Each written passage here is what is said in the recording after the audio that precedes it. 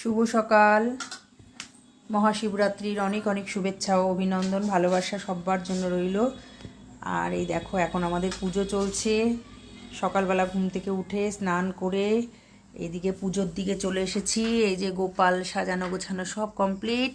আর এই যে মহাদেব, আমরা জল ঢেলে এই যে আমার মেয়ে পুরো সাজিয়ে কমপ্লিট করে দিয়েছে, দেখতে পাচ্ছ।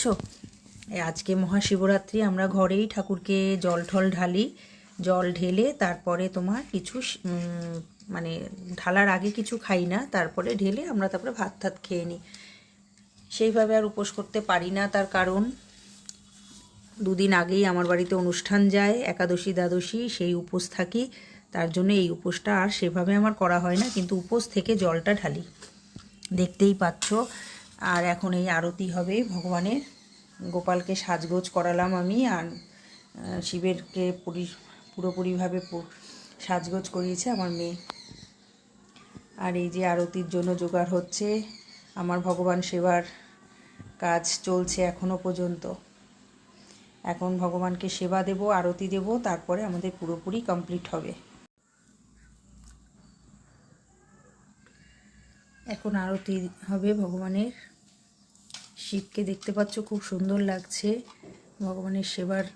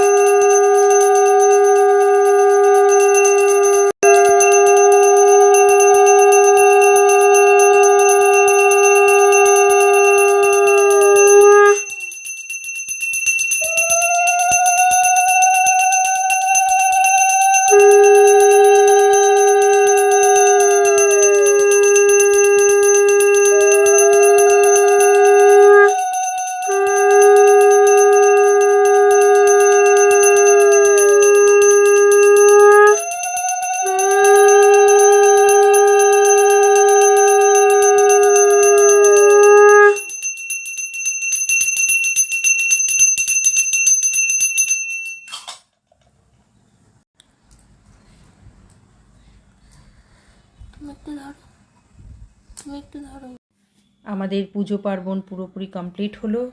এবার আমরা একটু চা খাবো, আমি আর মেয়ে। তারপরে আমাদের রান্না বান্না কাজকর্ম সব আবার শুরু করব। দেখো, আমার মহাদেবকে আরতি দেওয়া হয়ে গেছে, গোপালকে আরতি দেওয়া হয়ে গেছে। এবার গোপালের আরও একবার সেবা লাগবে, সেটা দুপুরবেলা। সেটা ফল মিষ্টি যা যা উপস্থিত করতে পারবো তাই দিয়েই ভগবান সেবা দেব। সেইভাবেই যেভাবে উপস্থিত করতে পারি সেইভাবেই সেবা পুজো করি। যেরকম আমি পারি সেরকম করি, হয়তো কিছুই জানি না, সবই অজানা, ভগবানের জানানো হলেই আমি জানি।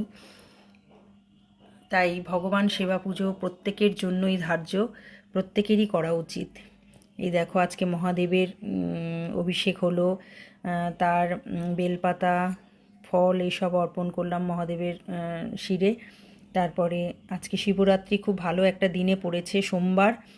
খুব সুন্দর আজকের এই দিনটা। সত্যি ভগবানের কৃপা যেন প্রত্যেকের জন্য থাকে, প্রত্যেককে ভালো রাখে, প্রত্যেকের মঙ্গল করে। এই ভগবানকে সব সময়ের জন্য সবাই প্রণাম জানাবে। এই দেখো, আমার মা সরস্বতী।